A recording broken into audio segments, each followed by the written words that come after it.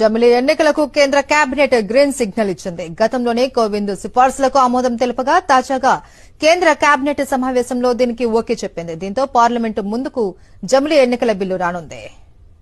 జమిలీ ఎన్నికలకు కేంద్ర కేబినెట్ గ్రీన్ సిగ్నల్ ఇచ్చింది. గతంలోనే కోవింద్ సిఫార్సులకు ఆమోదం తెలుపగా తాజాగా కేంద్ర కేబినెట్ సమావేశంలో దీనికి ఓకే చెప్పింది. దీంతో పార్లమెంటు ముందుకు జమిలీ ఎన్నికల బిల్లు రానుంది.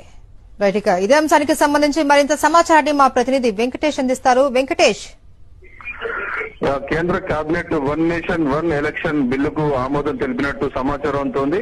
దీనిపైన కాసేపట్లో కేంద్ర కేబినెట్ ప్రతినిధి అధికారిక ప్రకటన చేసే అవకాశం ఉంది. నిజానికి ఈ జమిలీ ఎన్నికలకు సంబంధించి మాజీ రాష్ట్రపతి రామ్నాథ్ కోవింద్ ఇచ్చిన నివేదికకు గత సెప్టెంబర్ లోనే కేంద్ర కేబినెట్ ఆమోదం తెలిపింది. ఆ సమయంలోనే దీనిపైన బిల్లును రూపొందించి ఆ బిల్లును పార్లమెంట్ లో ప్రవేశపెట్టాలని నిర్ణయించారు. సో ఆ నేపథ్యంలో ఈ రోజు కేంద్ర మంత్రివర్గం సమావేశం